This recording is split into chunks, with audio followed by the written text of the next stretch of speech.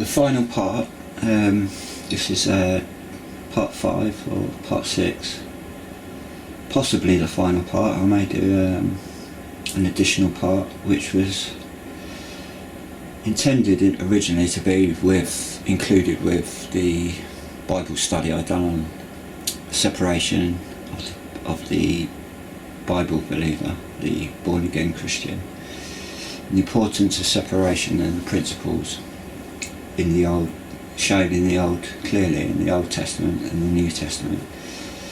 And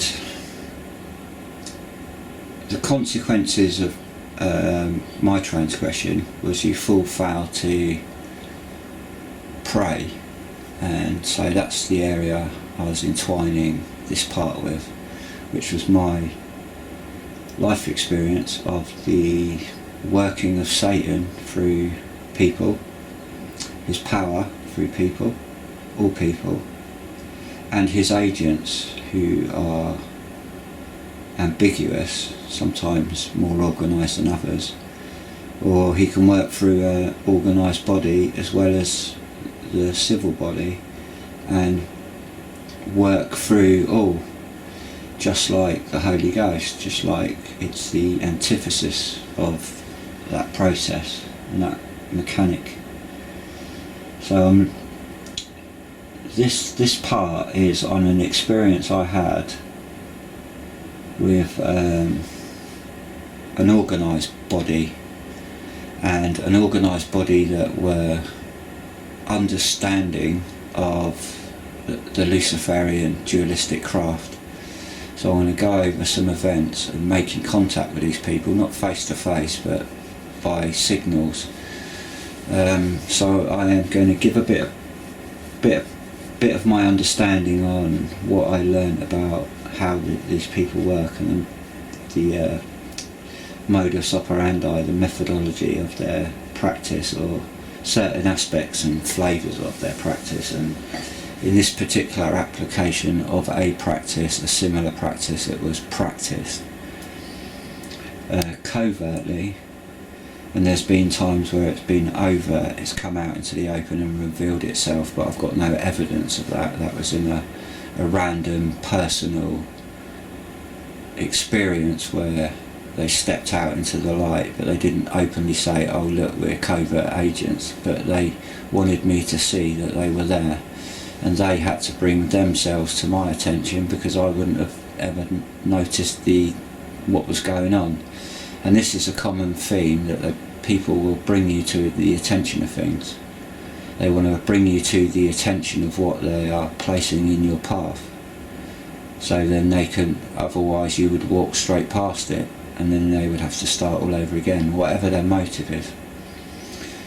And that's the hard thing to place, and that's why it sounds so cranky, because unless it's happened to you, you're not really going to grasp what it is anyone's talking about and what the potential is you could be dealing with.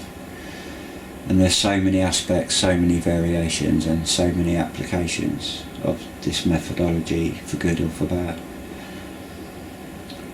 But in this particular setting, it is of the devil, it's witchcraft, it's Satanism, it's a unification of those dark figures, knowing that they're dark figures, and then having authority and organisation to act with Satan in the person's life and environment, so they became an instrument of organisation. They're not the whole authors and finishers of the work, they're serving their master Satan within his agenda. They may not necessarily know what they are doing because they are completely given over to Satan. They are just servants of Satan. They're not completely in the loop, but they're in the loop in the sense that they have the knowledge and the understanding how in their craft they are apprentices to Satan. They are witches. That's what Freemasonry is, that's what Luciferianism is, that's what the Kabbalists are. It's a craft of apprenticeship and elevation on levels and development and growing it's an antithesis of what a Christian would, how a Christian would grow with the word, living off every word that proceedeth out the mouth of God, the word of God. Whereas these are the complete opposite. They live off every word and will of Satan. They are apprentices in their craft. They are children of the devil. They are knowingly children of the devil, rather than lost children of the human race who are of the devil, who don't know that they're of the devil. There's a difference. These people know and have given their lives to this work. Maybe that's not everybody in the activity, but there is an organisation within that activity that has, and you only have to research to establish the reality of this practice throughout history. So the period I'm covering in is a few days. I'm a bit jumped because of the amount of stuff that happens on a day-to-day basis. It's very hard to sequence the events. So I might get a bit confused on what happened on what day, but I've roughly got the order of things and how it, and my attention wasn't really paying attention to what these people wanted my attention to be on. So it was by subtle leading impressions, whether that's by the devil or electronic stealth technology, by putting thoughts into your mind, putting audible voices into your mind. I'll give you an example. In supermarkets, they got prosecuted for subliminal messages, and all that is a silent signal saying buy me, pineapple, or the brand. And if you imagine you're sitting down in your living room and you've got somebody knows you've got a particular taste for something, and they want to get you to go out the shop, and they whisper, oh, Cadbury's flake or something, and you think, and that comes into your mind, Cadbury's flake, and that touches your, oh yeah, I love Cadbury's flakes. God, I want a Cadbury's flake, and you can't get your mind off it. That's a plant and a subliminal message, and that could be done various ways, and that will your attention will be on that, and that might strike a craving or an appetite within you. That could be sex, that could be food, that could be any perverse lust, that could be trying to draw that out of your nature. That's what Satan does. He tries to draw people out with their appetites. That's why the Lord says slay your appetites, get mastery over your appetites, or curb your appetites, get control of them by the power of living the word, and that will help you takes your mind off your appetites and your vulnerabilities for temptation. You see, temptation, you're tempted away into your natural appetites. This is how the media and sponsors prey on people, because it's the devil's world.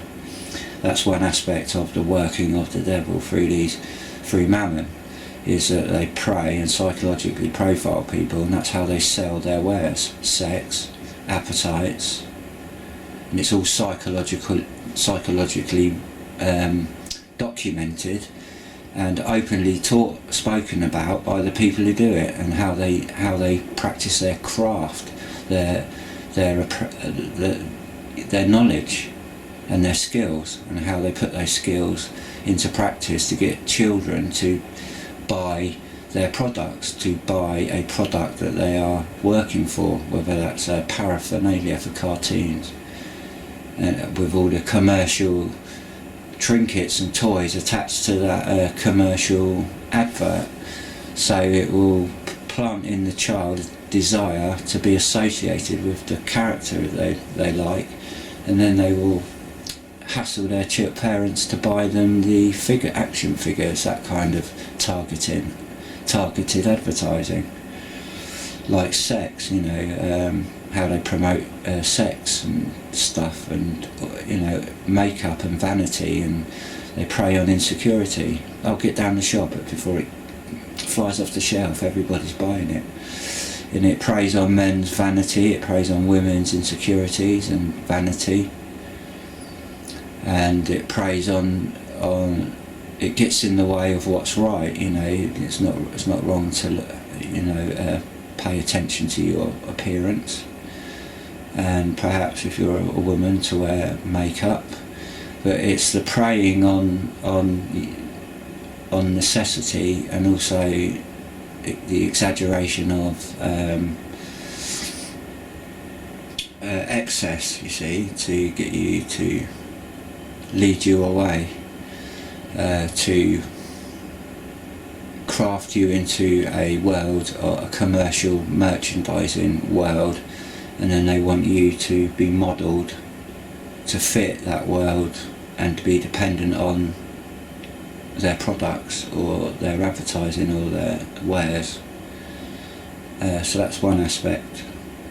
So I just want to lay some foundation work before I go into this, so people have got an understanding, because if I just try and put it into my own words, it sounds cranky, and there's a few layers that I perhaps want people to kind of understand before I go into what's taking place. And this activity's followed me, so this is just kind of a crescendo of the activity filtering out. I've not had this sort of activity up close since. It's sort of dispersed, and all I get is electronic and audible harassment signal. I've got a signal plays into the house 24 hours a day, and I've got I get the occasional aggravation from some device. I get the vibrations, which I can't work out what the device is and what the technology is, or what the where it's from or what it is, but it's intelligent, and it's always to interrupt my sleep and peace and rest. And so all these things are just to wear me down and put me off and get me to throw the towel in, and aggravate me and trigger me. So it's almost like an automated torturing program, like, oh, we don't want you anymore, you're no good, so we're going to just try and destroy you by these subtle methods. That's what I've concluded and discerned, and I'm now looking back in hindsight on some experiences that I've documented before, and they're on videos. They're in my MK Ultra targeted individual and general testimony of my life experience. I've just shared them randomly here and there. Sophisticated street theatre shows this activity, the same people, I believe, and that it has some sort of military intelligence element, but I can't say for certain if it's to do with the MOD, or people trying to make out that they are part of the MOD. I don't know, I'm in the dark. And so I just want to lay some groundwork. Now, with modern technology, the techniques and the tools available are mind-blowing, really, what potentially these people can utilise now. So I want to strip back modern technology and go back to like a basic model of the same activity, but with more primitive tools, or less primitive tools. So let's say I'm a high-level military intelligence agent, and I've got a squad of agents with me. Let's say I'm the captain, and say I've got like 5 agents, and we've got a job to do, let's say, for good or for bad, and we're an intelligence network, and we have been given as our orders a couple of targets, just to shadow, just to monitor, and perhaps spook, perhaps let them know that we're there, so that they will psychologically know that we're there, and they may make us slip up, that kind of thing. And let's say I give my agents code names, so I'd say that I'm like the fat controller, and then my agents are pop stars, say, or no, let's say I'm the fat controller, and there are tank engines, Thomas the tank engine, Henry, and I give all my agents names, and say I've got 5 agents, and I can't even think of 5 tank engines, but never mind. James, there's another one.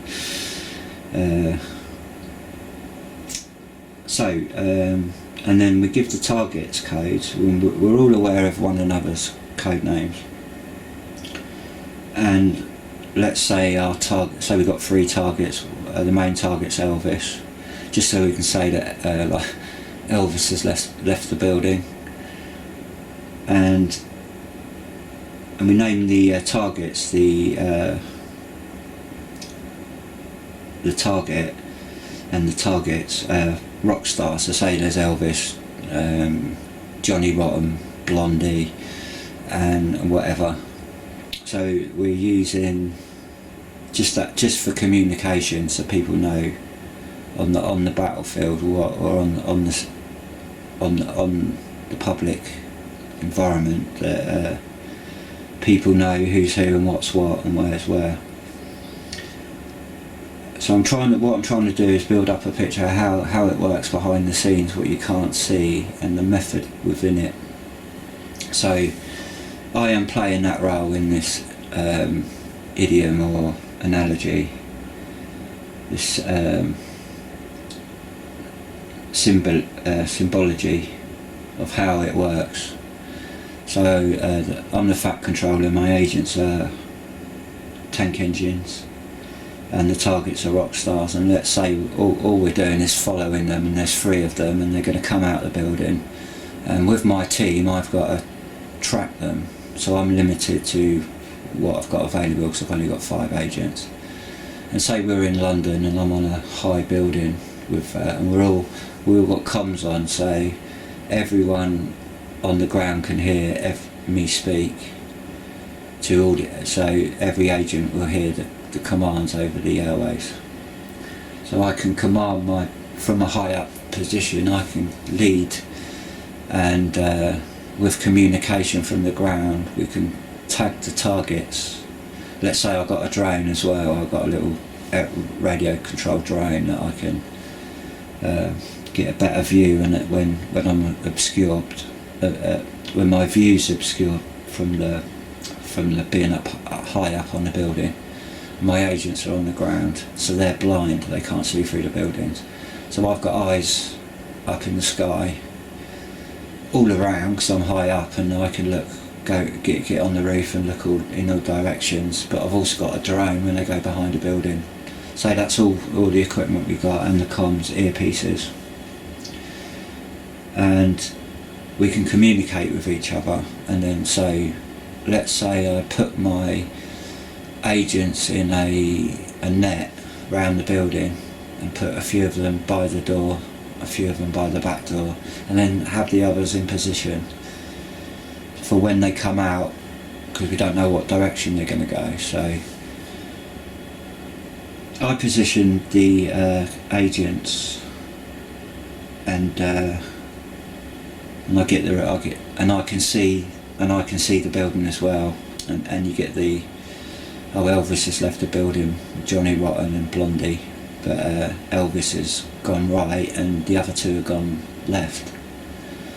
So I've got 5 agents, and I put 2 on, let's say I put 2 on Elvis, and then the other 3, I can direct them so they don't look like they're following, you see, so they can hang back.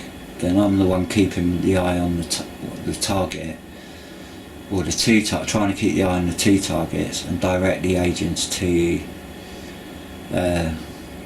where to go and which direction they're heading. We've got intelligence of them, we know where they're living, so we can roughly predict perhaps where they're going, and place an agent up the road. Do you get the idea? So wherever they go, without that sophisticated technology of today where you can track people and you can see through walls and you can put it on a computer and watch it on a screen, And so wherever they go, you can get a three-dimensional picture real time of that person walking through the streets, and the computer will draw out all the buildings, and that person will be visually, and then you could have a satellite tracking position of where they are on the planet, like latitude and longitude attached to them, because you can run the software to do that, see, so you could attach them to once you got them tracked on a lock-in tracker, you target and lock the target, and then it will give you their global position on just like a sat nav. So imagine what a controller could do from with a drone in a building, in a porta cabin. He can fly a drone from a location and then a target, over a target, and strike the target from concealment in another country.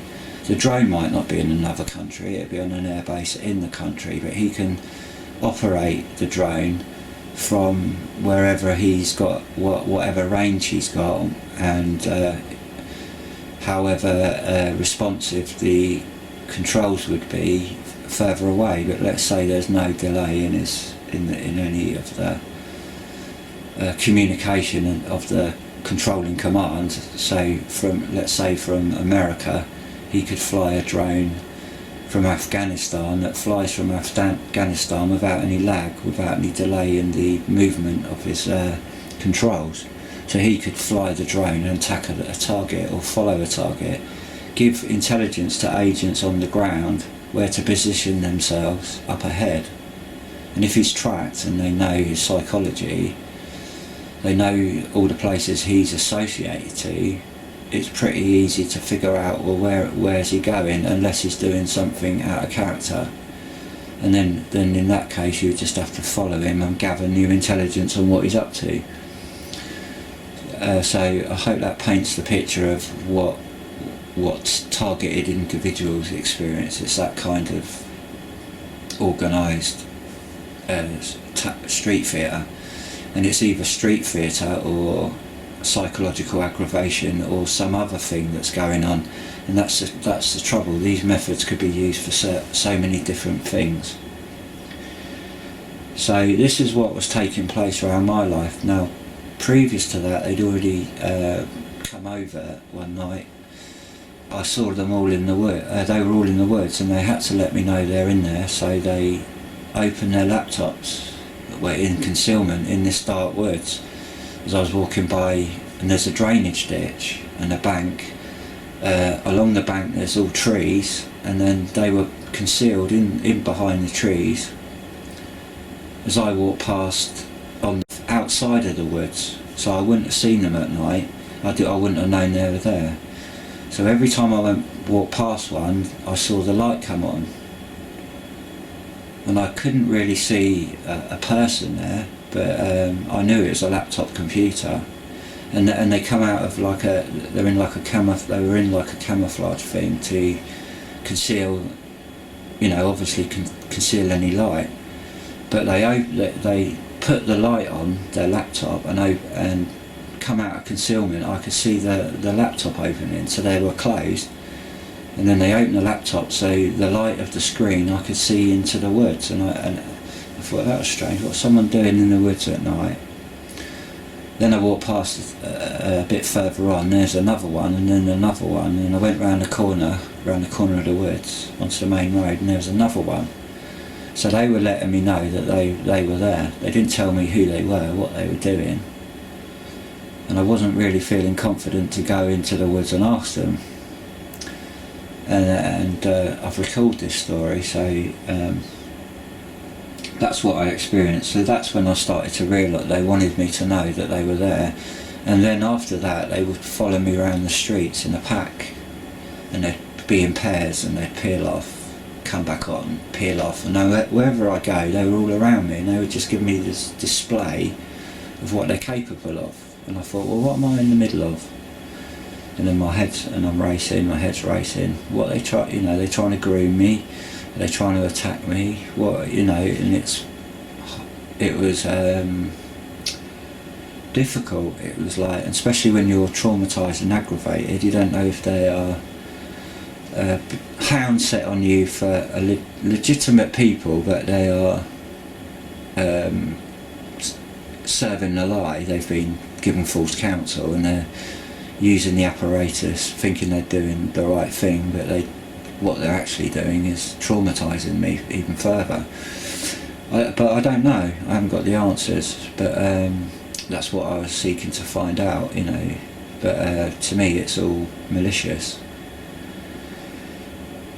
So events happen and I get to a point where, you know, I was trying to forget about it and just get on with my life and my walk, but it's not leaving me, and I can't remember what happened first.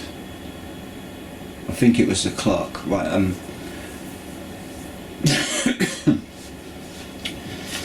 Drawing a diagram, because I have recorded this, so you'll see the original. Now, the clock face was all white with a picture of a Jack Russell, which was like almost identical to a Jack Russell. And this clock has been there for years. And the only numbers visible were 12, 1, 2. I can't remember if 12 was 2 1s or there was nothing there. It's just 1 and 2. The only numbers were 1 and 2. And there was a kind of a shadow with all the other degrees, like all the other numbers. So there was 3/4 of it were dark, and then where the numbers were revealed was light, and I'd never noticed it. I just never paid attention. So there was a dualistic black and white element, and also a hidden suggestion within, well, why have they only put those numbers and omitted all the others? And then I realised, it's Antichrist. It's omitting, it's revealing the light, but this is kind of like the opposite to what I've used to in darkness, whereas it would admit the light and reveal the dark. If you think of yin and yang, it's not the harmonising of good and evil, it's just the omission of half good, because it's darkness, and darkness doesn't harmonise with light. They're disagreeable, and this is the deception of Luciferianism, that the two are good, and that's throughout gematria, the value of numbers in the occult. And you know all the numbers. There's like so many different significant numbers: 11, 13, 6, 3, 33, 101. There's so many different numbers that you use, and I have no idea, you know, what they mean or how to calculate and how they're used. I just know that it's a practice of using numbers and values in the supernatural with Satan, and to predict events, or to create magic, or to create activity by Satan, because they're serving Satan. So they use their craft to create events, and Satan does all the magic, you see. You know, there's a phrase in the scriptures, who can beat him, who can beat this beast system. So a lot of people give up and just, when in Rome, do as the Romans, because that was just that scripture is showing people's attitude to it, rather than you know, directly saying what it was saying. It was saying that's the kind of mood, that's the kind of attitude it's viewed by people. Oh no, who can beat it? Who can beat this powerful Luciferian cult? Let's just like take no notice, or let's join in, let's be part of it, let's join sides with the winner. And so they throw out Christ, and they've compromised themselves, and that's what I believe the scripture talks about. So that was the clock in our kitchen my mum brought. Now my mum was my mum was monarch, and she was like traumatised victim, easily handled by people, and easily influenced. And she could be set up to be influenced, and I've seen that patterns throughout her life. And I think that the devil, or perhaps people making suggestions and leading her to buy things and bring them into the home. My mum was like a magpie, and also a bargain hunt, one of those bargain hunters, you know, like to go shopping and pick up bargains. And then on one particular day, she must have brought 2 clocks, like kitchen clocks, wall clocks, with, you know, like just to take a little single battery. And then she put one up and put the other one away. And this particular clock was in the kitchen, the one with the Jack Russell one. We had a Jack Russell that was traumatised. And so I consider, well, was my mum, did she buy that impulsively, or was she led to buy that, impressed to buy that, just simply because of the dog and it's a coincidence? Oh, look, it's a little Jack Russell. Oh, I need a new clock. I'll get that. It's only £5. And then she buys a spare one for when it, not realising the symbology on the clock face. And neither did I, and neither did anyone else. The dualistic imagery. I tried to explain what the imagery meant before, but it's hard to articulate, because it's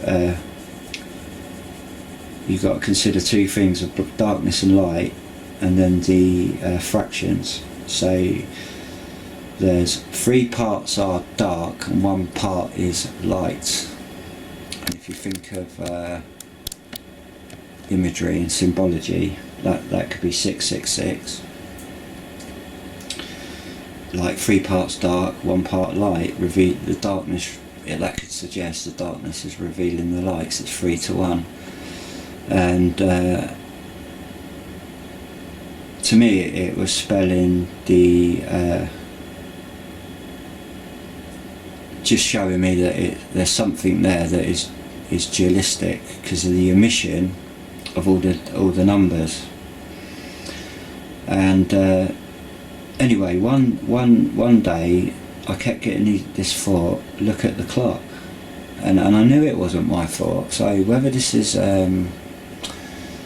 demons, spirits, familiar spirits, or it was Satan, or it was a covert agent trying to get me to, because they knew that my mum had this clock, or they knew it was in our house, or they were the ones who led her to buy it, or they could have just been using it as a prop and seen it being in our house, or seen it through the window and thought, oh, that's a good prop, we use that.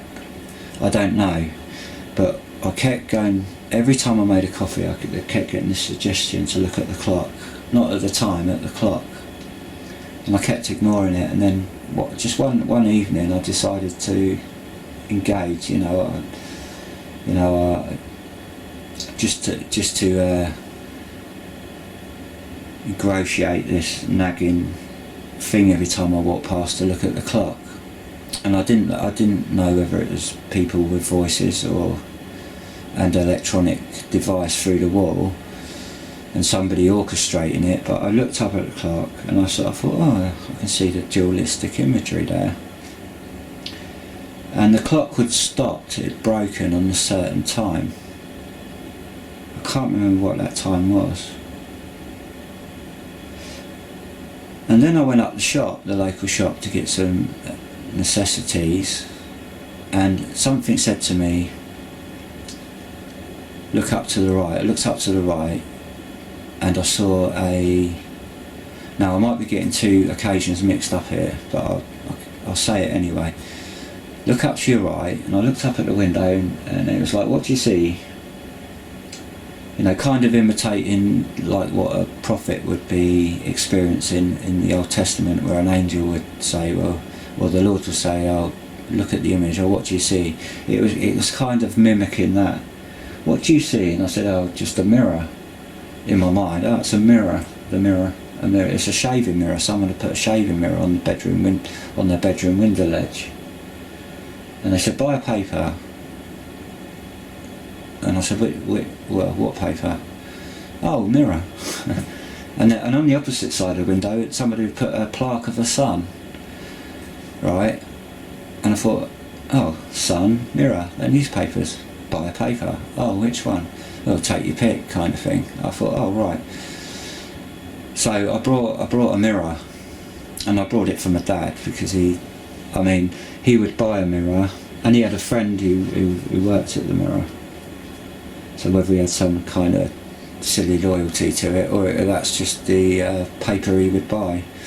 Personally, I didn't buy any paper, unless it had a good supplement in it and a magazine, like the Times had a good magazine or something, and interesting bits. But I'd never really buy the paper or read it. But I get to the shop owner. This is irrelevant. The shop owner had kind of retired, and I think there was a family change around, and it used to be run by the son and the parents and some of the other children. But I think the son married and then moved to the country where his new wife was.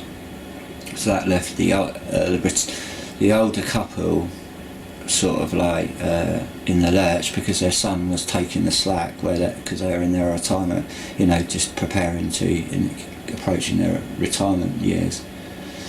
And so they put I think what they done, reading between the lines, is found some other shopkeepers that they knew and related to, and they would manage in their shop for them when they weren't there. So they would open the shop, and then it was kind of like a handover. And now two brothers work it that are either friends of or relations to the original owners. And they're Indian. I'm not sure what their belief systems are. I'm not really sure. It seems to be he plays kind of like Muslim music, Islamic music, but I don't know. I've not really. I've shared the gospel with them, but I've not really got into a conversation about their beliefs.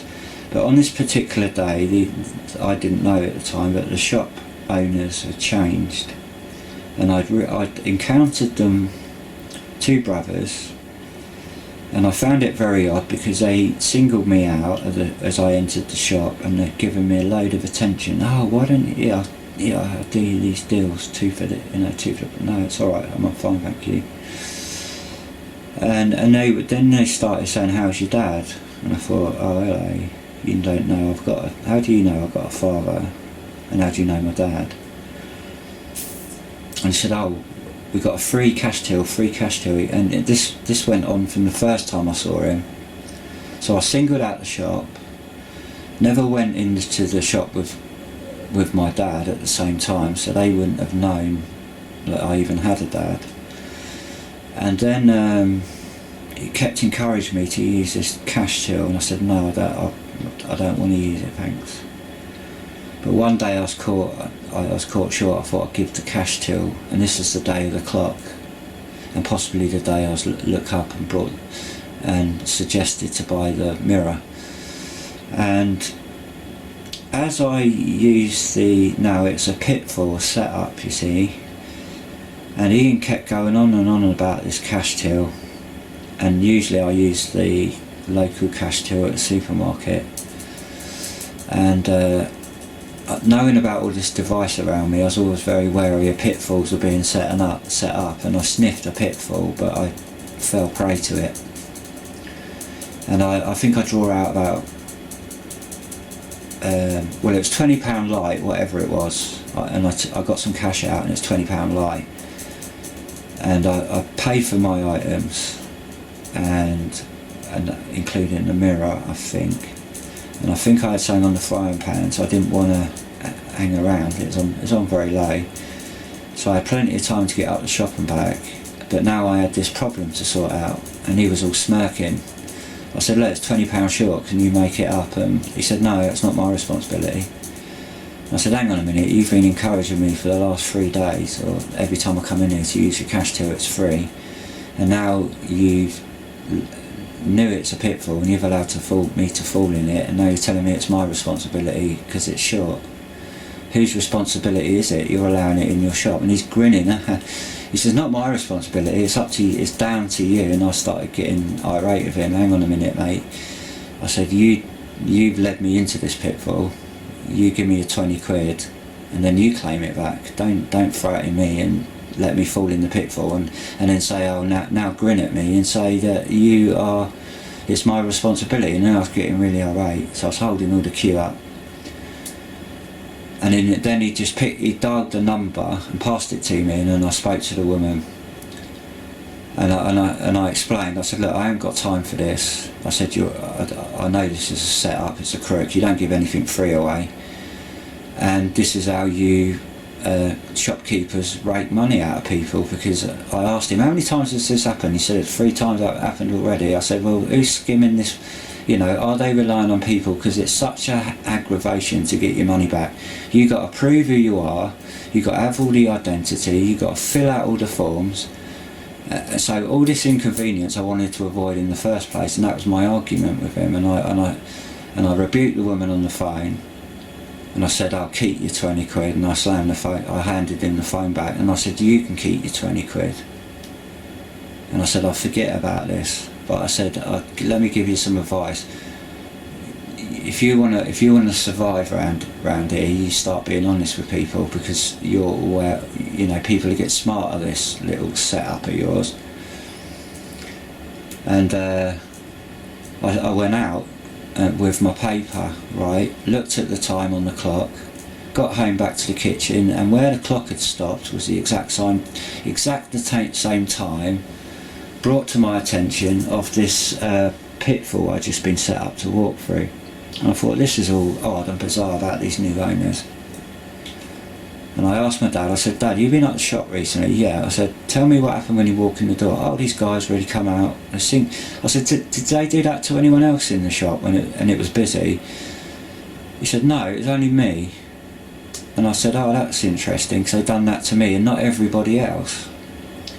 So they were waiting for me to go in the shop. So they knew who I was, and they knew who my dad was before we'd even been in there.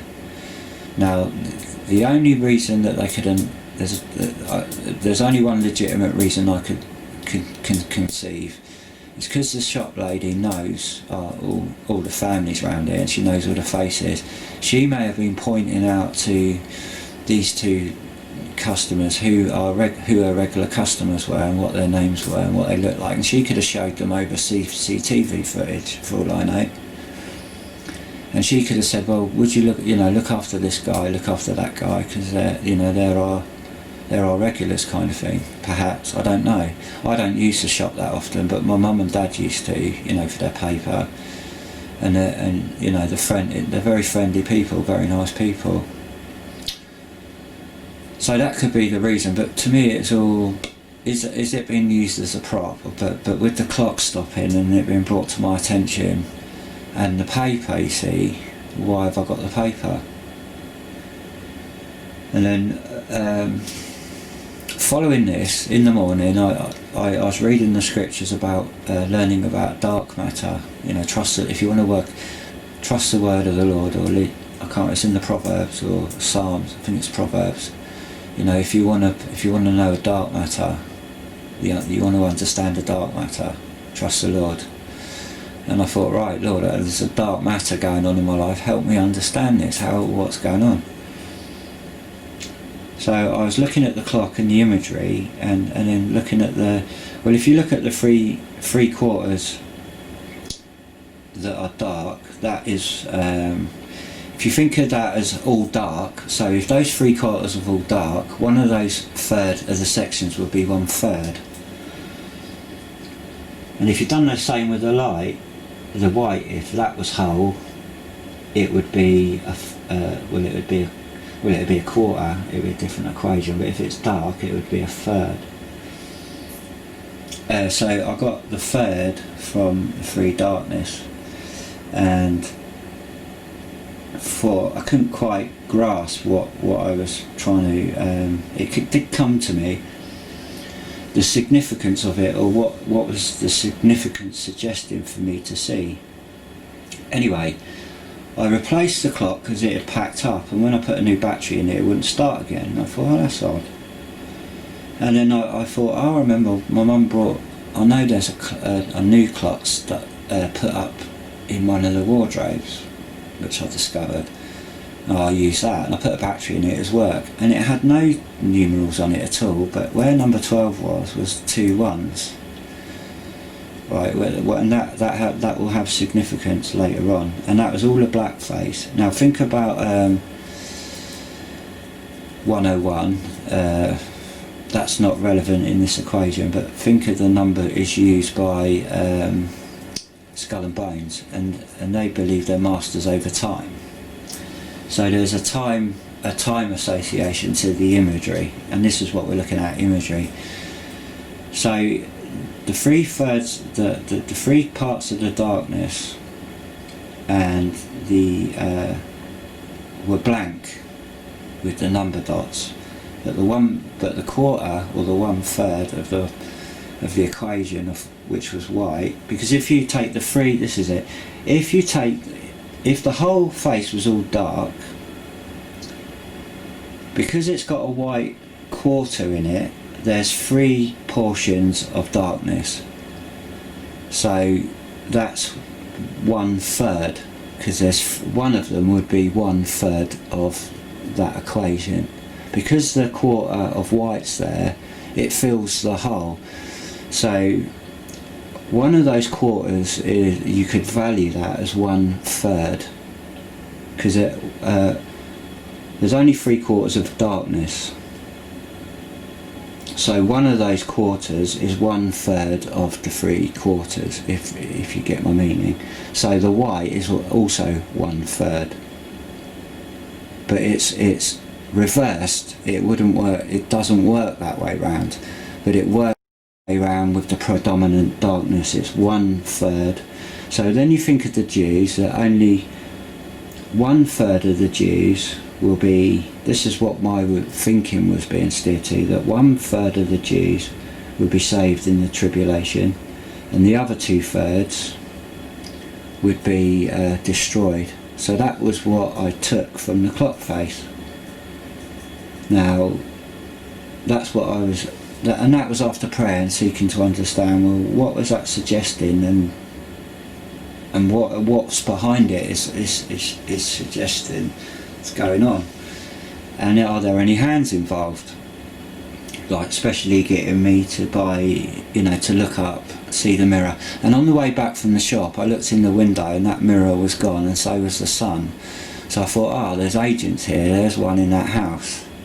Now that person in that house could have just at that moment in time decided to put a mirror on their windowsill and thought, oh, that's a bad idea, and took it back down. I don't know, but to me it's odd. And this has happened with, when I walk out my garage door and look over to the right, there's always a new scene in the windowsill. Like the room's empty, the light's on, and there's something on the windowsill which is symbolic. And then it changes. That could be completely innocent, or it could be suggestive, you see. It could be used as an image to reveal a code. You could be a drug dealer and you could leave half your curtain open and the light on, and that could signal to people outside you're open for business. Or you could put a red light in your window as a prostitute, so people will know that you're open for business. So that's the kind of thing we're looking at. So I was praying to understand what's all this about, what is going on. And that morning I was taking the dog for a walk under the bridge where that other activity had happened, and I got across the main road under this little railway bridge, and then I was hit with all this activity and like commands, look over there.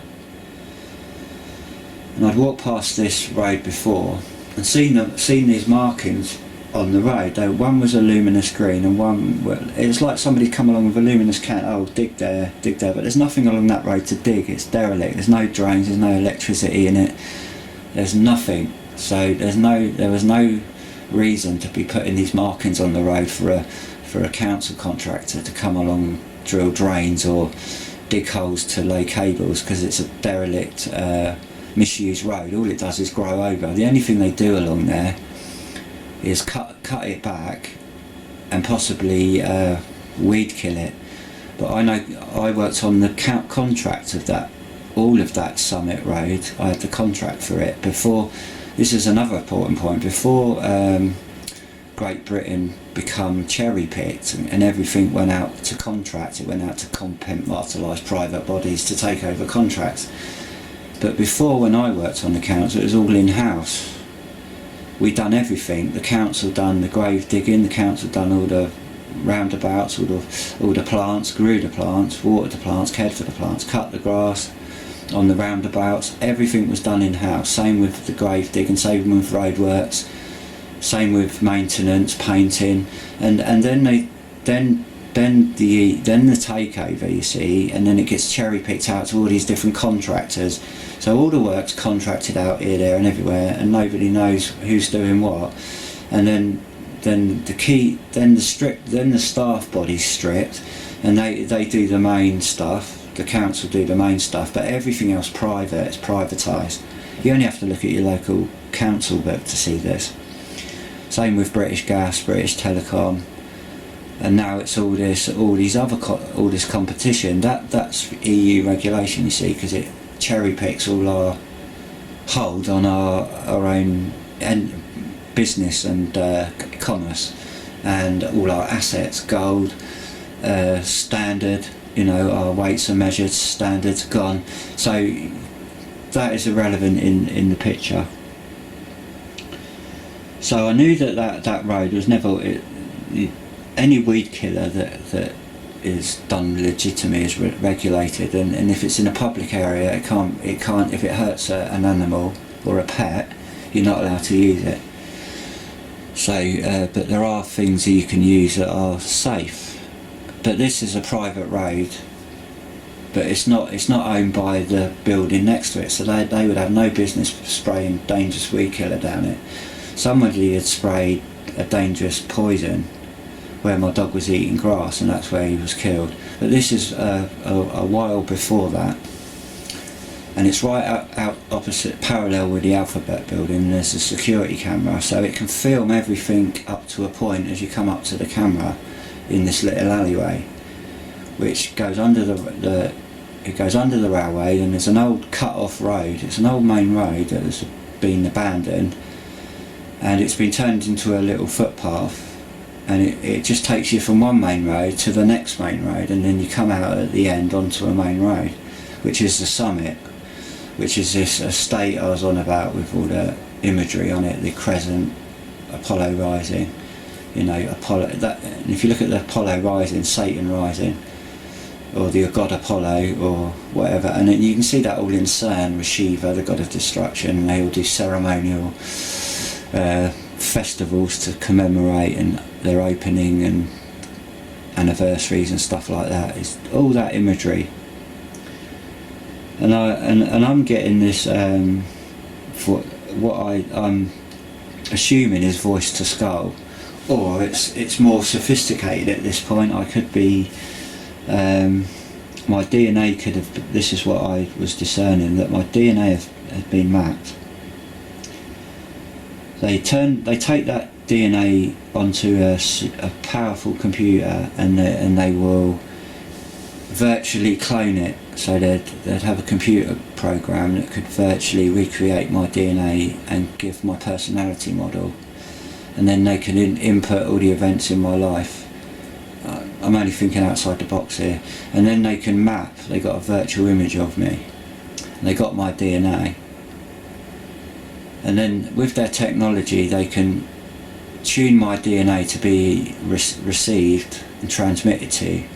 So I become I'm a live conduit. I am a signal, because your brain's like an antenna.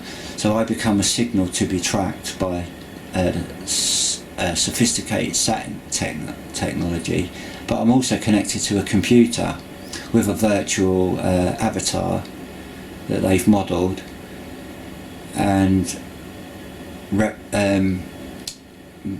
mirroring my movements on the ground and learning from it. and so they can track me, know where I am in the location, and then they can impute voices or commands. So it was either that, or it was agents with the old method of speaking into a device and a microphone, and then that audible sound is converted into a waveform, into a radio signal played into your brain, and your brain can't block out microwaves that go, because your brain's water and organic matter, so the microwave will pass straight through your head, and your brain will go, oh, what's that signal, and it will interpret it.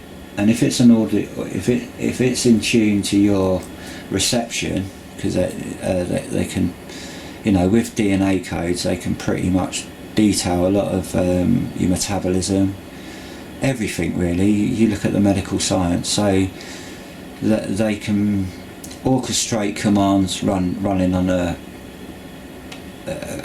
some complicated algorithms on a processor, a brain. Could be directly Satan, that they've given Satan power for this technology so he can operate on people. And so, you know, I feel what I was discerning, it was a hook, that on the end of it was some kind of hook, and there was,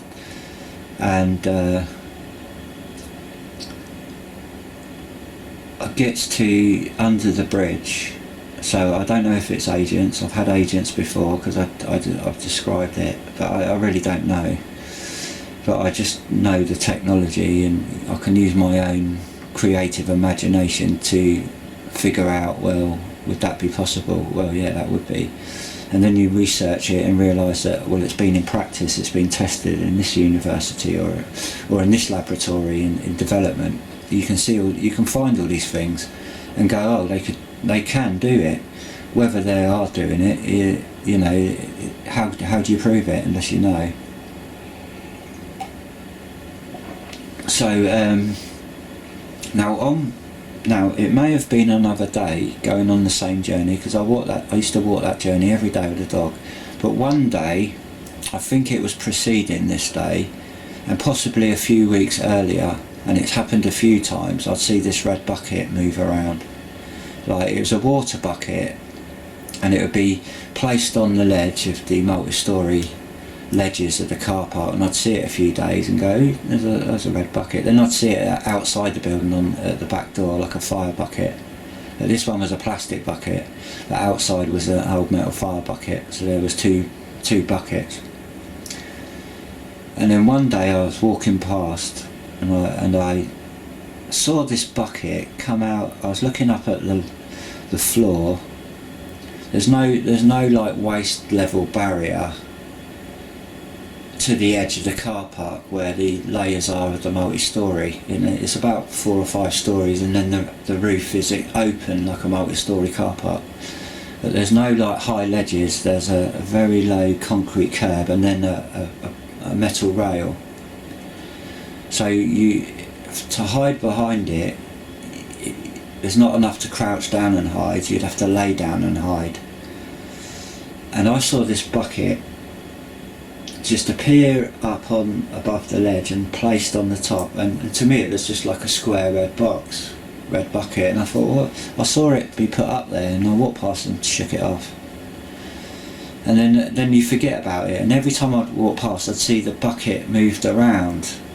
Oh, it's been left on the roof today. Oh, it's on there, it's over there.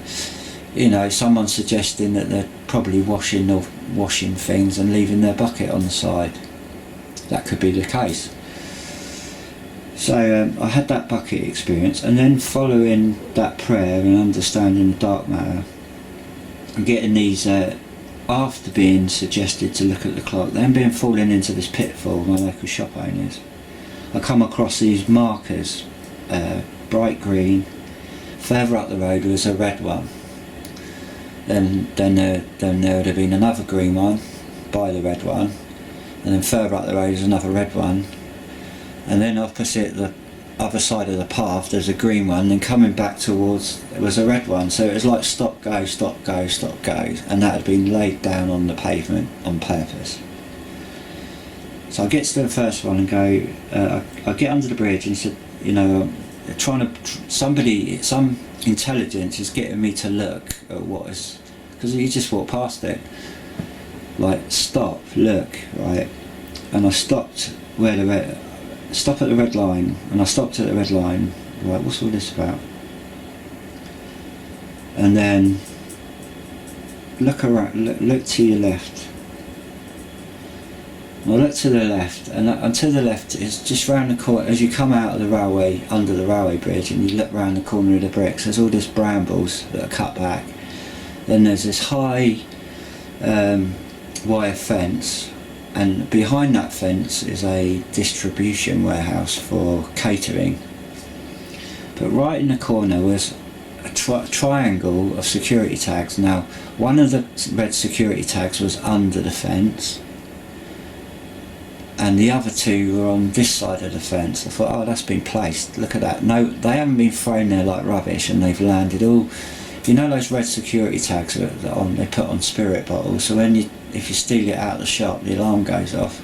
Well, there was 3 of these, and then a massive pile of them, but you know, just by it. So someone was stealing from the local supermarket all this alcohol, and a staff member must have been taking all the drink on their home, and then once they passed the security camera, because there was a high hedge, they were obviously cutting them off and discarding them, but 3 of them were placed out of place right away from the main pile. So whether the person using thought, oh, I'd use those tags, and they were laid in a triangle. Now, I remember one morning coming out of my garage and getting the same impression. I would look over to the right, and this window I was referring to had a black ebony statue of a woman and nothing else, and the light was on in the background. And then I had another event to do with that, but also what was communicating with me was showing me that in a triangulation pattern, the person opposite me and the person to make up a triangle, that what this intelligence was trying to suggest, that I was involved with something in my bloodlines, and they were trying to suggest it was a very high level something or other. And I thought, well, how am I going to try this to know if it's true, what's being suggested for me? I had no idea whether these people can hear my thoughts and communicate. You know, this is baffling to me, how I could communicate with people and get a human response on the end of it. To my shock, I was really surprised, and I'll get to that when it unfolds. So there's these 3 tags in a triangulation, and they're suggesting that my dad was one of these tags, like bad, and that put a lot of doubt in my mind about my dad. And then the person in our close was the other one, and somebody opposite was the other one. And of course I didn't go, oh yeah, I believe that. I sort of thought, well, yeah, maybe, but maybe it's a lie, and you're trying to, you know, trick me up and make me look like a cranky lunatic, talking about all this and saying I'm getting messages from the clock, kind of thing. It could easily be mocked. But I was getting some sort of intelligence, whether that was demonic, whether that was spiritual, and like some sort of witchcraft, telepathy, some familiar spirits getting into my head and communicating with the person, putting that on me. You know, witches do that, they've got the power to do that. Satanists can do that, because it's the dark, you see, it's the deep, and they can communicate with your deep, your darkness, because they're all linked to it as a body, so they can have access, you know, to that nature. And we've all got that nature, because it's sin, it's darkness, it's the absence of light. And this is what this clock was suggesting, you know, like the omission of Christ, or the omission of the truth. And the new clock had no numerals and just 2 1s, And then there's this event when I went out the garage, and those three, you know, trying to tell me I was part of something. And I thought, well, who are these people? Well, if you want to tell me, come out. If you got something to tell me about my dad, come out in the open and tell me, and give me a way that I can prove that what you're telling me is true. Give me evidence. But it was all covert, so I thought, this has got to be deceitful. But I will go as far along as I can with it. And so I was like, kind of saying in my mind, well, let's get in touch. You know, I want to see you openly if I'm going to believe this. And so it's sort of like that idea had already been thought of before I thought of it, because the red bucket was what, and as I'll unfold, you'll understand. But anyway, I got to these these green lines, and then I explained it was a stop go marker. So they were prepared. I was being prepared to learn something about the way that they signal, and then comes in the newspaper, and then comes in the communication, and then comes in the signal, and then comes in the agents, and then the journey I'm going to be unfolding. So I get to the green one. Now there's somebody in commanding you, walking through this pattern that they've laid down, and along the pattern there's little images that there's a crisp packet of a stone on. I'll do one at a time, what I can remember. Now, parallel to the path, there was a crisp packet of a stone on. And he said, look, what do you see? And I said, oh, crisp packet of a stone on. And then immediately come to my mind was the new shop owners. Don't ask me how, but that was it. That's all it was. The stone on it. What was the stone there to stop the crisp packet of blowing away, or was the stone there to represent something? And in my mind it was said that these two blokes are agents. They're like Islamic agents, right? And they're going to poison you and your dad. That was kind of the impression they were giving me. I thought, oh right. Then they go, right, go to the next. Then there's a green. There's a red. And then the next one was green. He said, go to the green one, and then the green one is open, go. And then you just keep walking till you hit the next red one. Stop. And then I got to the next red one. I got the hang of it, because at first it's telling me, you know, what to do. Then it says stop, no, stop, and then I've got it after then, because I could see all the rest laid out going back the other way. I can't remember what it was there. I think it was a dead animal, like a dead bird. And then I went to the next one, and it went back down to the road, and I can't remember what it was that was there.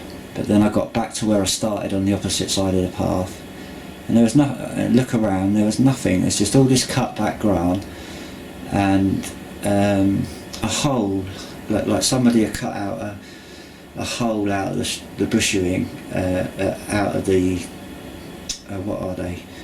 Blackberry bushes, you know, like the brambles.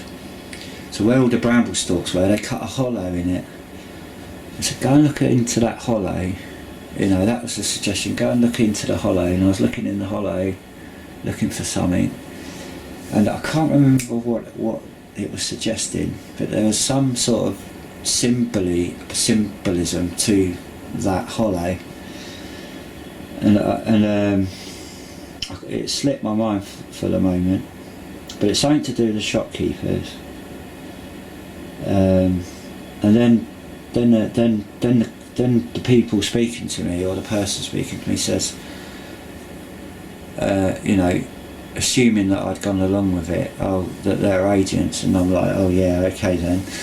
And that hollow, that was it, something to do with a gun.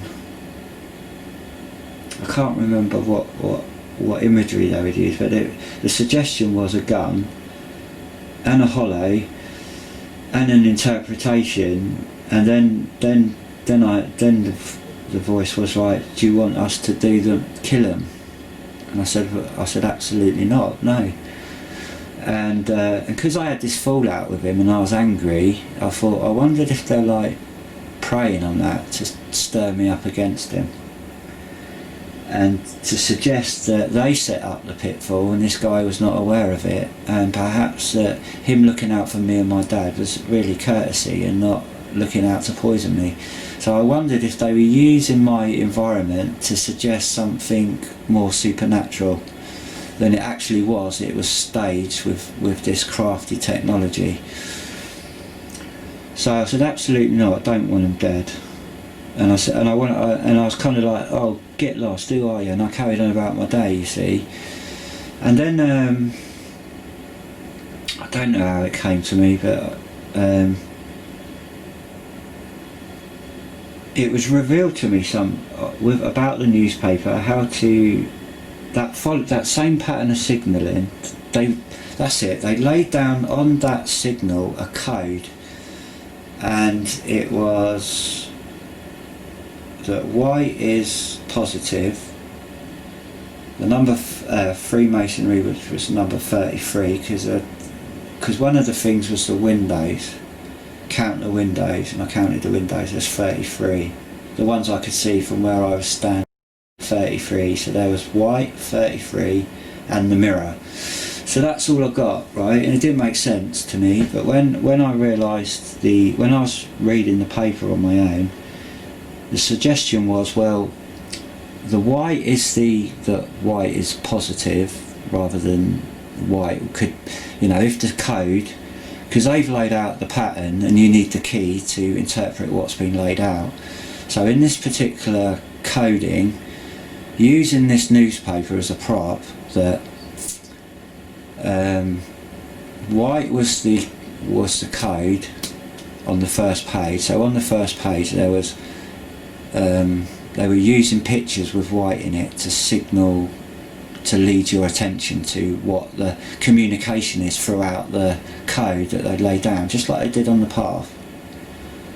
So it's laid down out in order in the newspaper, and the person who's done that gives you the interpretation in code, and then you walk through it and then you can see it unfold, and it will reveal answers. I did record it, so it is on. I've done the whole thing on a video. So the code was 33, white, gay, and then so the first page is page 1, then you go 33 pages, then 33 pages, and on the pages would be where until you run out of pages, and that would be the end stop. The last place where there's a 30, it lands on a 33 before it runs out of pages, is where the end is. All on these pages, I wrote down what it was saying, and it was suggesting meet at McDonald's at 9:30, just like that, right? And then I'll get the idea to what McDonald's they want. They wanted me to meet at the McDonald's where in public, right? And I thought, no, I'm not having that. And I had a time to answer because it was the next day, 9:30 tomorrow. That's what the code said, 9:30 tomorrow at McDonald's. I thought I won't be up by 9:30, and I was sitting thinking about this and thought, oh right, should I? If I go to McDonald's, it could be a snatch, and it is public, but that doesn't mean a thing.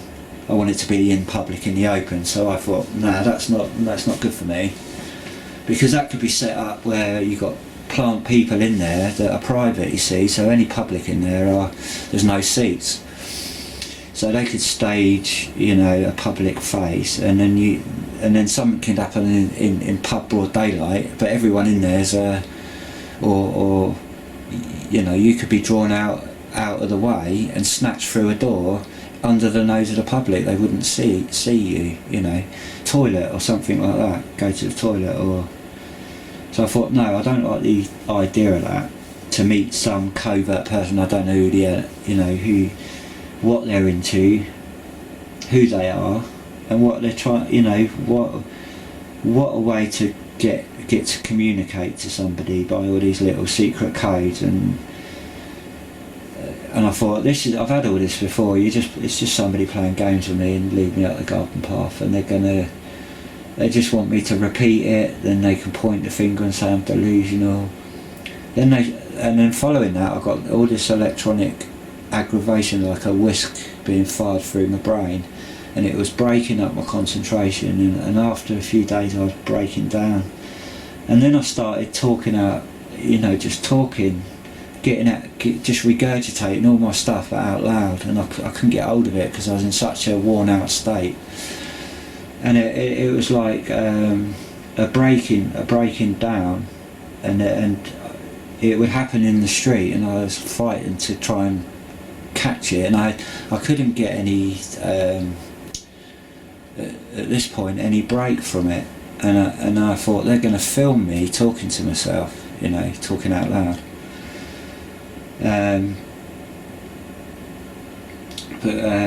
So that was a setup, and I thought, this has got to be a setup as well, because they've obviously got film of me after they've done me over for a week or two with this electronic harassment, breaking up the sleep, stopping me from sleeping, stopping me from concentrating, and then aggravating me with coming into my garden, putting things on my doorstep, cars moving around, and all sorts of stuff, and then all these activities in neighbours' windows, and you talk about it, all it takes is someone to point it out. This, I'm worried about my neighbour, he's delusional. So I thought, well, no, I'm not going to meet at McDonald's, but I thought, no, I've blown it. And I thought, if you want to meet, now, how on earth this, so this is where Satan, the brain, comes in. I spelt this coffee on my keyboard, and it went all, and I thought, and it's all sticky, the key's all sticky. I thought, I can't use this, I need a new keyboard. And I was in the middle of some work I wanted to finish, but I couldn't get I needed the keyboard almost, I didn't want this hanging around, I wanted to get this finished. So I thought, I've got to go and get a keyboard. And I went all round the town on that day looking for a keyboard, but all the local PC World wasn't there anymore, and I hadn't been to the town for a while, not to that part. Then I went round to computer shops, computer game shops, places like that. No keyboards. Oh, why don't you try Argos? Oh yeah, of course, didn't think of Argos. Get to Argos, and I had like a staged event. The keyboard come up in stock, and then he said, it's not in stock, you have to come back Saturday, I have to order it. I thought, I just saw it in stock, and I thought, I'm not going to argue. Got to come all the way back Saturday to get my keyboard. So I had to wait till Saturday to get my keyboard, and in the meantime I just unplugged my other keyboard, soaked it in water, in hot, warm soapy water, unscrewed it, and just let all the water drip out, and hung it on the line. And when it dried up, I put the screws back, and it's perfect, it worked. So I didn't need the keyboard anyway, but I'd ordered it now, paid for it. And I thought, get a new keyboard anyway. So it's sort of like staged for me to be in that place and time. So I go down to pick up my keyboard, get my keyboard, and I'm sitting outside then I get a voice in. Now on the way there, I was thinking about this meeting, and I'd already been given thoughts of how I'd like to meet. And I was communicating in my mind with this imaginary voice, or this real voice on the end of it, not knowing if they could hear what I was thinking, and it turned out that they could. And I was in my mind saying, I didn't meet the McDonald's, but if you do, this was before the journey to Argos, I thought, well, if you do want to meet me, I would meet in an open place, and I would pick a place. And I picked a place, and I knew where it was, King George V. Now that was put into my mind to say that, because there's nearer places and safer places I could have meet just down the road. So why I chose that place, I don't know. But it was as though it was my choosing, because it was open, but an awful long walk. I wouldn't have chose that place because of my health, but that's what I put in the suggestion. And I said, if you come out in the open and I'll meet you, but if you're not straight with me and open and you're telling the truth and I can clarify with evidence, then that's it. You know, this is over. I'm not going to be taking any notice of your voices, your suggestions and your little or your little coding. I'm just going to ignore it, and that's what I usually do. But this was particularly brought to my attention, and I thought, when I prayed, I thought, right, I'm going to go up, walk with this to see what's on the end of it. Is it delusion? Is it voices to skull? Is it Satan? So trusting in the Lord and staying close to the Lord after all the other activity I had. And I was in a place in my walk where I was being blessed and rejoicing and being filled with the Holy Spirit every day, because I was reading my scriptures and praying. So I may have been open to dark influences and not really been aware of that vulnerability. But I prayed to understand what was going on, and I put my mind to it, tried to put my mind to understanding this dark language. And then I meet all this, you see, and then, so in my mind I said that I would meet at this park in the open, and if you, in a pavilion, you meet me in the public park, on the pavilion, in this corner, and I'll wait there 5 minutes. If you're not there, I'm going. And if you want to meet, if that's a go, you signal me. You give me a signal, and when I see the signal, I know it's a go. And then I was going down to Argos, and I said, right, I'm going down to Argos tomorrow. If you give me a signal, now I didn't have any idea about the red bucket at this point. You give me a signal, you come out with somebody, or give me a signal that I can recognise that will be green light, go. I'll head from that, because I'd have been halfway there. So that's about 5 or 6 miles from my home. Well, about 4 or 5 miles, no, a bit longer, maybe 5 or 6 miles. You know, and a round trip, it's quite a way. So, and that would be my limit on foot. I would be aching, I'd have been lame. So why that place was chosen, I don't know. But my thought was, right, going down to Argos, you can either meet me at the tree, leave something for me at this tree I pass, to say that, yeah, you're going to meet me, or if not, give me a signal. Now, I went past the tree, there's nobody there, and then I kind of forgot about it. Brought my keyboard, which was there, but said it wasn't there, so I had to go back Saturday. So I got the keyboard, went outside, and then I got a command, you see. I'll sit down on the railing a minute, and I sat down on the railing. They said, shuffle your bum over about 3 foot. And I thought, alright, shuffled my bottom over 3 foot.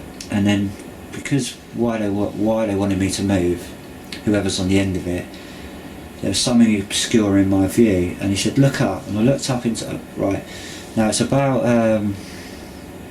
the whole distance of a supermarket car park. Then there's a main road, and there's this massive multi-storey. And they said, look up to not the roof, but the level below the roof, and it was pitch black. You can't see the daylight. It's just a dark, you see the white concrete on the outside and all these, like a sandwich is the darkness. You can't see any light in this multi-storey car park. So look up to, they directed my, and it's at a right angle, so there's an L-shaped building. They directed my attention to the left side, and the second layer down, and they said look, and I looked up through the dark, and then I saw like this, it was almost, I can only imagine it was a box, a black box with a square cut out of it, out of the face, and then a black cover over the hole in the box. So when you lift the cover up, it reveals the open square in the box, and you could put a coloured signal in it.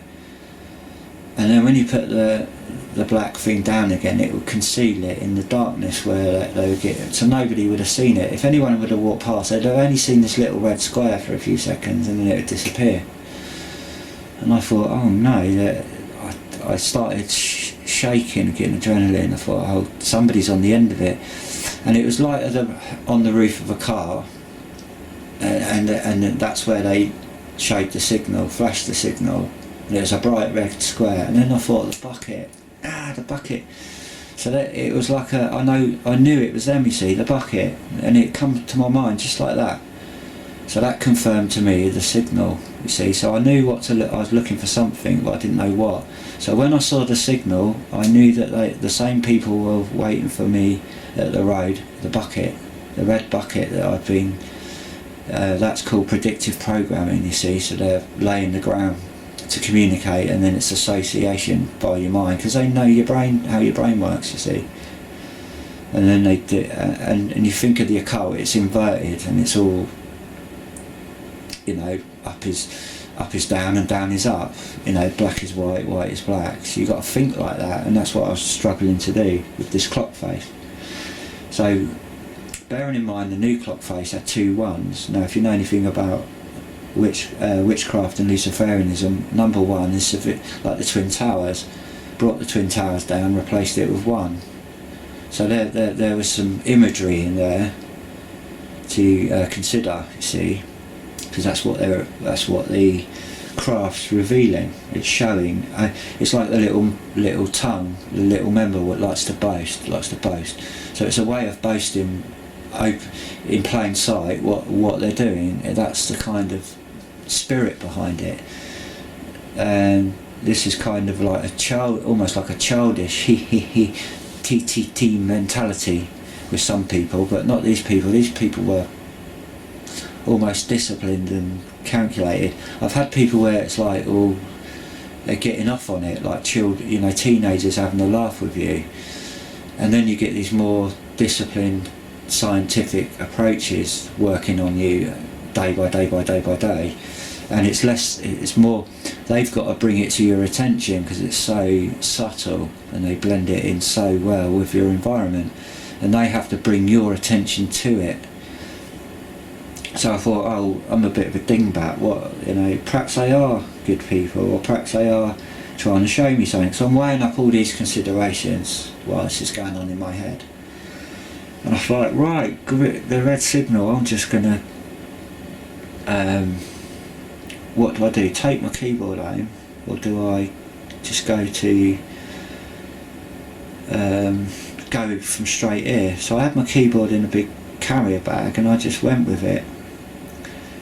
And as I didn't directly go head for the thing. I thought I'm going to meander around because I was worried about somebody waiting for me on the route I would have taken, and they would have known that. So I'm fearing here a snatch or something, or you know, I've come across places before that look set up, and in the mid, like along a path which is against the wall, they put this high fence, and then pretending, you know, they could be pretending they're doing roadworks along that, and they cut a bit of the road off, half the road and half the curb. So, and there's this long fence along by a wall, and right in the middle of the fence was a little metal container, a big container like a shed with a door on it between the wall and the fence. And I thought, I'm not walking down there. All someone's got to do is open the door and snatch you in, chloroform you, no one will see it. And I thought, oh, I'll give that a wide berth. And I had that kind of mind on me, oh, what's up ahead? How am I going to get to my destination without walking into a pitfall or a snare? So I took a wide berth and I walked onto the main road by the shopping centre, and then this person walked past me and signalled, and he wanted me to see him pointing, like, oh, mark the target, signal. He had no socks on, he was a squaddy, you could tell he was a hard nut, and he's the sort of person who could live out for days without any food or water. And he wasn't shaven, it was cold, he had no socks on, no under trousers under his jeans, and a shirt. He was rough and ready, like he'd been camping in the woods all night, and he had the growth and the grime on him, like he ain't been home for a wash. And this guy was a disciplined soldier. You could just tell by the cut of the cloth. And he comes past me, signals, and goes on. And I thought, no, I'm being followed. Who are these people? And there could have been other people in buildings, you see, because I've had all this activity around this area before, and I've mentioned that in this sophisticated targeting. So I thought, well, I'm going to peel off to the right and see if I can draw any more tags on me to see what's about. So I'm going way away from my direction to see if I could draw anyone out, and there's no one, there's no following, there's no one. I thought, right, I'll head back to the way I'm heading. And then I walked down the road, past the old pub where I signed on that time, down the alley, which is a tumble down dig. It's on one of my videos. To the Pelican Crossing, I could see a guy looking for me coming, and he caught me seeing him, and he sort of like turned away, and I could see by his reaction he was another agent, and he was another of the same cut, the military kind of cut. And then I crossed where he was crossing, but he didn't cross, he walked away, and I crossed the Pelican Crossing. And that's where the trigger happened to me, on that sophisticated street theatre where all the lights were blocked. They were all green, but the people in the theatre blocked all the lanes off, and I was go. Right, but what I was going into didn't quite take off, but I picked up this little plant at the end of it, waiting for me, perhaps as a fail safe, because I think they were triggering me to do something around the town which didn't quite engage, because of my testimony of Christ. It just didn't take a hold, but I could feel the forces of it trying to lead me to do something out of character. And I think this is how they get people to do shootings and stuff. They prey on them for a long time, and it's conditioned in a traumaed, worn out state, and eventually you're overtaken by it. And I think this is a combination of their craft and the devil and the person's vulnerability. So I peeled off, and then thought, I'm not going away. I would go, I'll just go away. I've never really been. And I wandered through this estate, and I come across this place that was familiar to me, and it was called Hilda Close. And the dentist I told you, where I suspect I was abused when I was left there by my parents, and I was found shaking and clutching onto that lady in the waiting room. His name was Dr. Hilda. He was a dentist, Dr. Hill, private dentist. And I thought, was this named after him? But doing a bit of family history, it wasn't. The Hilda Close was an old established family that built a big house there. But today it's sort of like a housing estate, and there's only little bits of it exist. So I don't know if there's any significance to that or at all. So I passed that, and then just down the road from it, I saw this building and the grass, and that's where I triggered. I just went all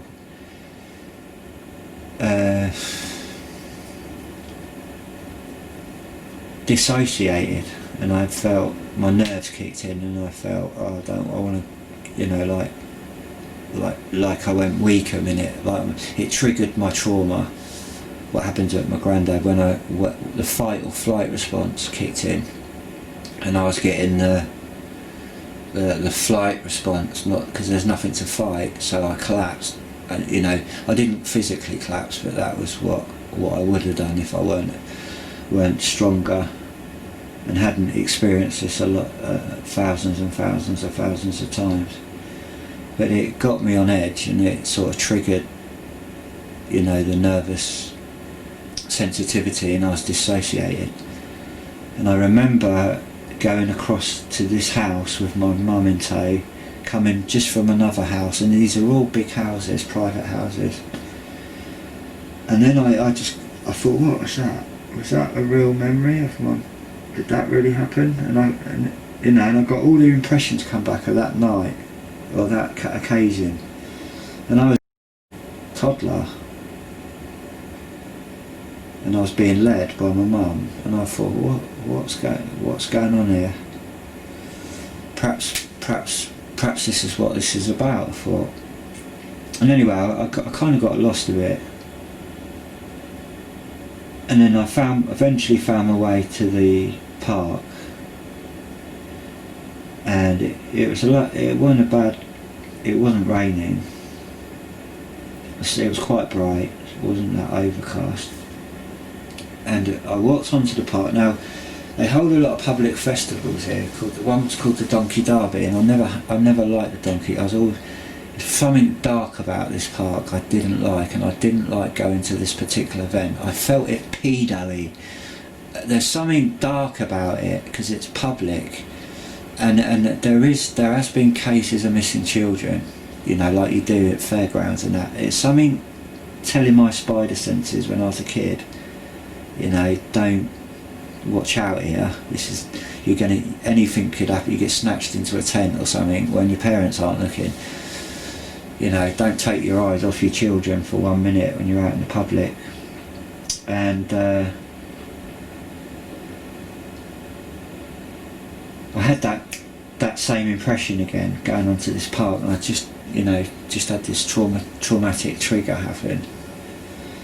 And then so I was trying to get myself together to get up and get to the place where I in my mind said, look, if you're real and you want to meet and you're honest, I'll meet you on this corner. So I was walking on the footpath, which is roughly middle of the grit of the grass. So you've got a line of trees. It's quite a big park. Got a line of trees going through the park, and then you've got perhaps a cricket area, and then on the other side of the path you've got it banks up on a hill, and then it's surrounded by these private houses that all back onto this park. Right now, what goes on in this park and this activity, because they've got private access through there. There's no gates on the back of the houses. It's sealed off. And so I was heading for the pavilion on that side, which is on my right. There's a big swing park as you enter into the park, and the park, there's a road that goes crescent round the park, called, I think it's Sycamore Road. And there's a play park by this iron gate, 'cause it's an old Edwardian Victorian park, public park. And I entered through the park onto the grass park, there's a play park, then onto the public park where the grass is. Behind the pavilion, these two dogs in complete unison. Now this is your dualistic aspect. A black and white dog. Now one of the dogs was trained to follow the other dog, and there was one maiden dog that I could tell was taking commands. You could tell by its behaviour. It was sit, and it would sit, but you couldn't hear the sit or anything. It was like either by a signal, it's trained by a signal, and the military do this. Like the military can train pigeons to fly at your window. They can train dolphins to plant mines. It's this is what I was seeing, but in a dualistic pattern. And this black dog come towards me, and a white dog in parallel tracks in a straight line, the dualism, you see. And they sat down in front of me, and I think it was a white dog was the commanding dog. See, this could mean something. Oh, we're good, and we're showing you through our imagery that we're good people, and we're showing you something that's happened to your life, but we can't reveal who we are, and we can't come out in the open. And that's what I considered, and I don't know to this day. I'm still weighing it up. And then the suggestion about something to do with my dad is associated to you know, and I don't buy that. But I consider it, and I ain't writing it off as it's, you know, just in case it's true. But I really don't think so.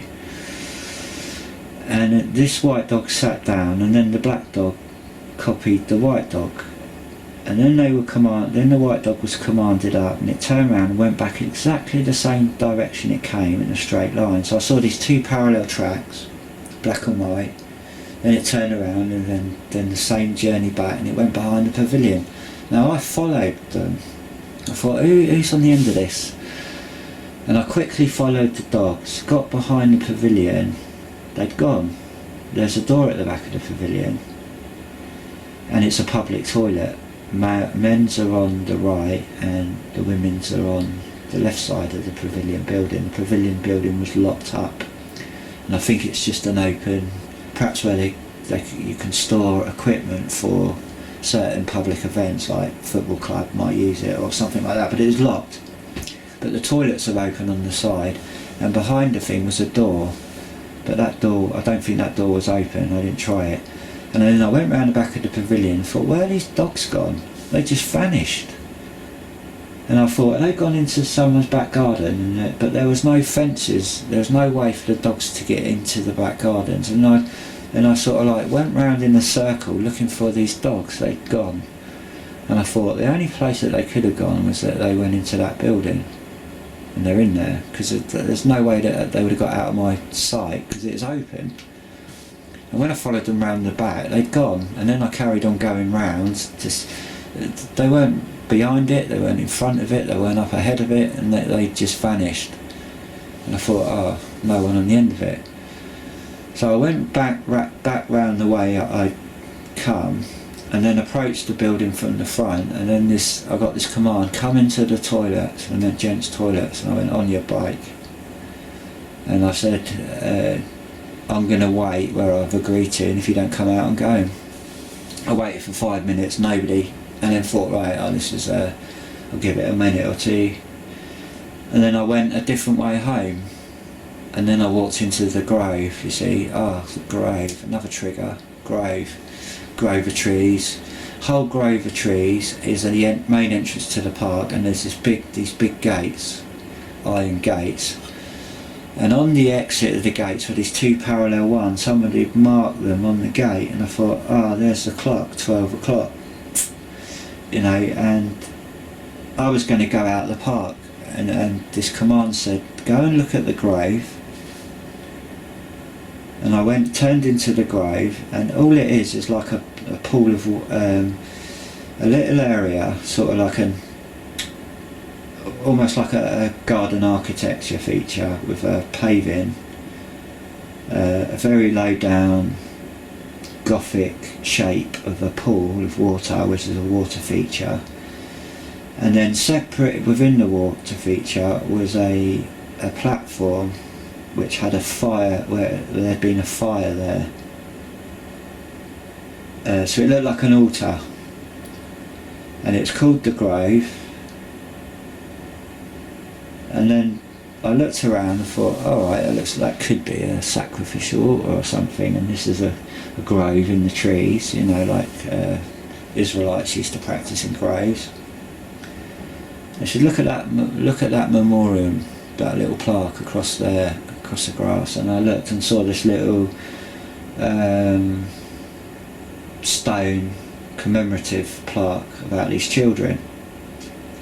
Several children that were commemorated. Now I can't remember if they were commemorated because they were dead, or they were commemorated for some other reason. And I thought, am I something to do this? And having the knowledge I already had, I thought, am I being part of something like a ritual sacrifice, and I'm the component that done the sacrificing?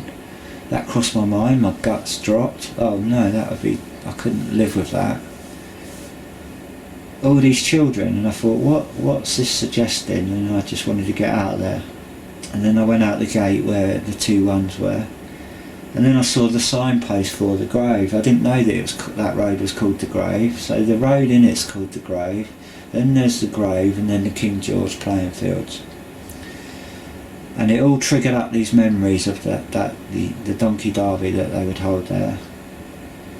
That experience with the dentist, and on the way home I walked past the care homes where people I used to work for cared for elderly people with mental illness and vulnerabilities, and it was like a rest home, a private retirement home, and they'd be taken care of with their vulnerability, because there's people trained to look up, let them have an independent life, but with the care available to help them out in the community, so they've, to a degree, to the realistic expectation. But it's just a care home, and there was two of them, and that it triggered something. This is familiar to me. Not because I'd worked there and been in there. I hadn't worked in those. I worked in another part. This is part of the people who own the care homes. They had them for young people and adults, and then they had them for elderly people. This was the elderly people part, and that was the main office part as well. So occasionally I would go to the office there, but I wouldn't see the view I was seeing, because I'd arrive in the car and I'd only go through in the gate, go up to the office, and then come back out to the car. I'd never really see this view, but from this view it was very familiar to me, but I couldn't put my finger on it. Then I walked further on and thought, what way am I going to go home? And I didn't know where I was really, because it's vast. If you know anything, North Camp is all old, the old officers' retirement homes kind of thing. It's like sort of like the nice part of the town, North Farnborough, South Farnborough. This is the upper part, the upper echelons of society. And I was going through all the estates, you see. On the way there to the park, and then there's sort of like a trimming the council bits along the edges to shield off all the nice places behind it, and they're all massive, loads of them. It's another world really, with contrast to the rest of the town. And then, but it's the old part of the military barracks in North Camp, so it's all associated to that. And as I walked home, I saw another building to do with one of my mum's relations and their brother, and then that triggered me. I had a traumatic trigger there, but I didn't get any memories or anything. The only memory I had on that day was that my mum taking me from A to B, and that's still in the balance. All this is in the balance, but because there was no person there, you see, to meet me, but there was perhaps, oh no, we're trying to help you discover something you've been part of, kind of thing. So that's the question I got hanging over my head, and this is all I got and all I'm considering.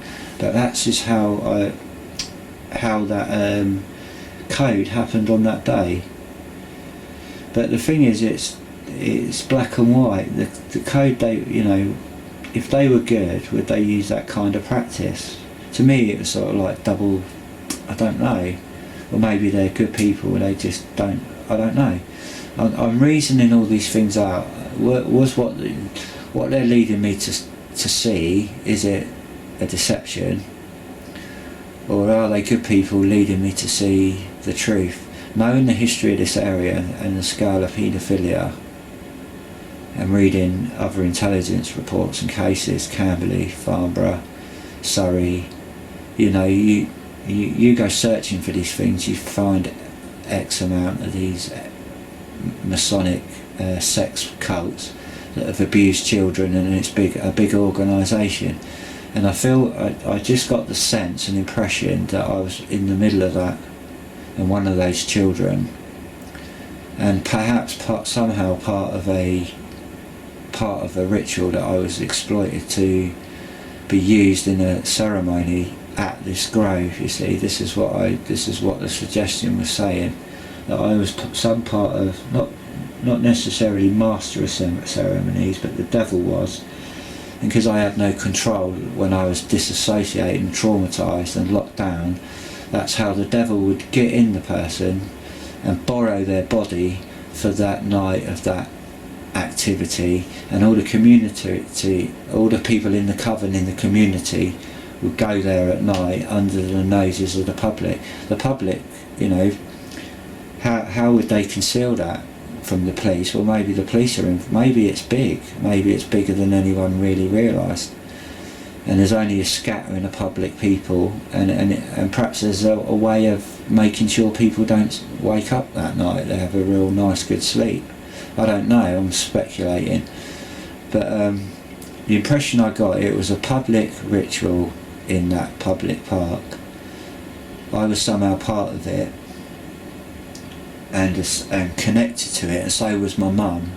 As far as that's the impressions I was given, that, and the memory I've got, that's as far as I know, and I don't know if any of my other mum's family are involved or not. But the triggering as I walked past a place where her brother used to live, that was worrying. And that's he's passed away now, but that was my mum's elder brother. And I'm not suggesting he's done anything. It may have been the house, and not he was only there for a short time. It may have been the house, or it may have been the association to him, and considering the experiences with my mum's other brother, they were the two. They were close. They were like the two. One was the alpha, one was the, you know, second in command kind of thing, alpha.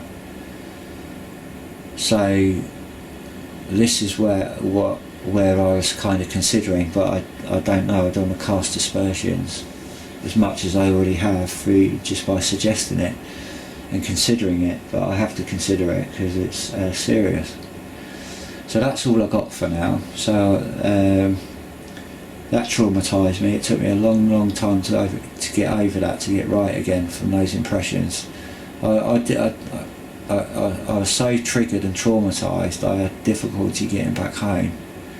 And because I was so already worn out by that time because of my car accident, my neck starts to hurt, my brain starts to hurt, and my shoulder and my legs start to just hurt, my back starts to hurt, and it just like aggravates all the injuries that I had.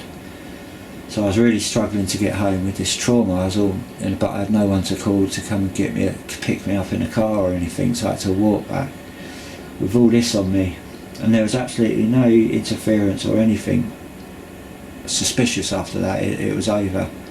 These people dispersed, and I haven't heard nothing since, so I wonder if it was perhaps genuine or not. So I take it, I patiently wait on the Lord. Right, just about suggestion, how they got my mum to buy pets and dogs, and how they could have been used for machinations. Right, my mum brought that computer one day, and this is before her brain tumour, and she could have been led to buy this. And when you look at the imagery, right, you've got 3 6s, look, and you've got MI6. Now, when my mum died and I took over this computer, I realised that, look, you can't turn the Wi-Fi off. You disable the drivers. Even if you take out the software, it re-downloads it without you being aware and reinstalls it. So next time you put it on, it's already back up and engaged. So the only way to disable, it says it's off. You can uninstall the drivers, it still works, right? I could test it with a machine. And I don't trust, this had a camera on it as well, and I don't trust cameras, so I smashed it, blacked it out, so if anyone has access to it, I don't communicate over. I don't have those devices for that very reason. It's bad enough being hacked on your phone's conversations listened to, your emails sifted through, and all your activity monitored, so I don't really want to allow them in with my permission. And so you couldn't turn this Wi-Fi off, right? And I thought, well, that could be directed at my mum. She's sitting, when she sat with it on her lap. That could have been used to target her to give her a brain tumour. But the fact that it had that imagery on it, I wonder if my mum was kind of like led and suggested to buy that one, like she was the clock, like she was the dogs. You know, it's easy to set up. My mum was set up for those dogs, to take those dogs in. That lady who called her out of the blue was, you know, that. Why would she call my mum? She hadn't seen my mum for years. My mum wasn't thinking, you see. So when my mum's telling me, I go, "When's the last time you saw this woman, Mum?" And then she goes, "Oh, it'd be years ago." I said, "How come she's picked you out of the blue and asked you for help? Because she knew you like. How did she know that you like dogs or anything?" And my mum, "Oh, yeah." And then my mum just dismissed it, see. And I thought, "Mum, I didn't say anything. I thought that's a set-up. You know, you've been set up and groomed." And there's been a few events like that in my mum's life, and I wonder about that. The computer, it was a way of targeting her with a device in her own home that they could activate the Wi-Fi and just radiate her. And then a brain tumour developed. But I'm clutching at straws, but I'm just saying it's possible. I'm not saying it's probable, and it's a fact. It's just all these all this imagery is, it makes you wonder. So that was that experience of the signalling and the clock, and then seeing the mark on the door. And since I'm getting to know my shopkeepers, now I've always had this thing about shopkeepers, that they are agents, and they're given that position to be intelligence agents, you see. So I'm very dubious about these shopkeepers, but to me their countenance is not what these people were suggesting, that they're trying to poison me. But you know, who knows? If I get poisoned, you know where to look. Anyway, I'm going to close there. So that's the end of. I'll go over all these parts. This has gone on for 2 hours now, just this part, and I think that will be the last. But if I have any afterthoughts, I will include them in a separate part, the conclusion of this part, all these parts. So I'm going to close there, and anyone's heard it all the way through, thank you for listening. And I hope it's been a blessing to any ears, and it'll be towards the Lord's glory. And I'm going to close in His name, in the name of Jesus Christ. Amen.